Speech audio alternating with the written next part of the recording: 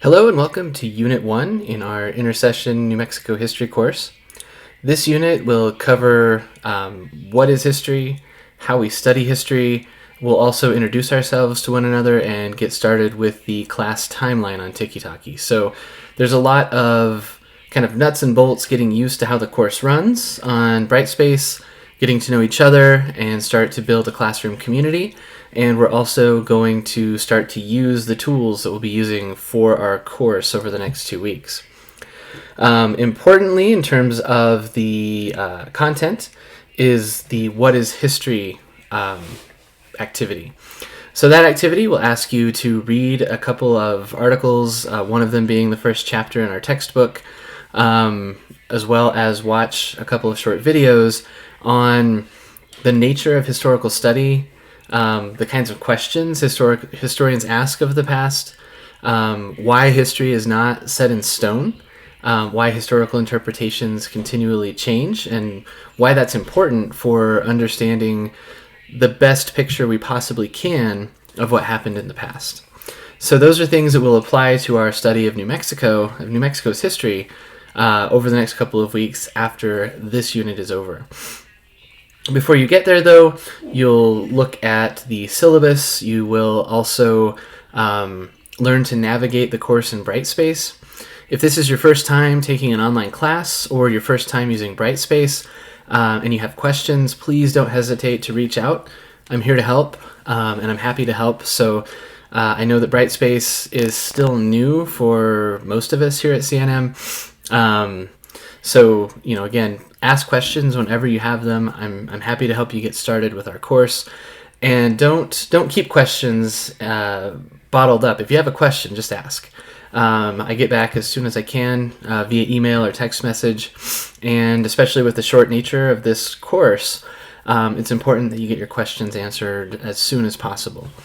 All right, so aside from thinking about historical study, one of the other things that we're going to look at is the difference between primary and secondary sources for historical study. The shorthand for that is that primary sources are those that were created at the time of the event. Those could include things like letters someone wrote to someone else. They could include government documents. They could include official reports. They could include newspapers at times, although sometimes newspapers could be secondary sources. So as you study this, you'll start to think about what the differences are, why that's important.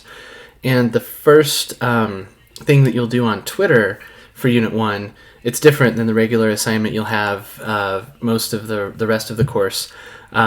Most of the rest of the course, the Reading Tweets assignment will be about you taking notes on what you read via Twitter and talking to each other about the different things that you found interesting or shocking or significant in the readings. This first time around, though, you're going to locate a primary source on New Mexico history and a secondary source on New Mexico history online. So you'll do a little research. You can use Google, you can use CNM libraries. As long as you find a source that's shareable with a link, you can share it on Twitter.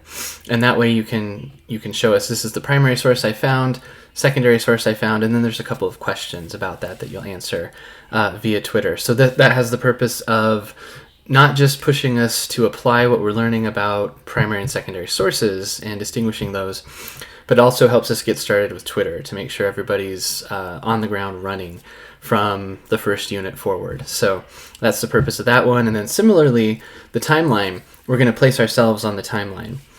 There are detailed instructions in the learning module for Unit 1 on how to do that.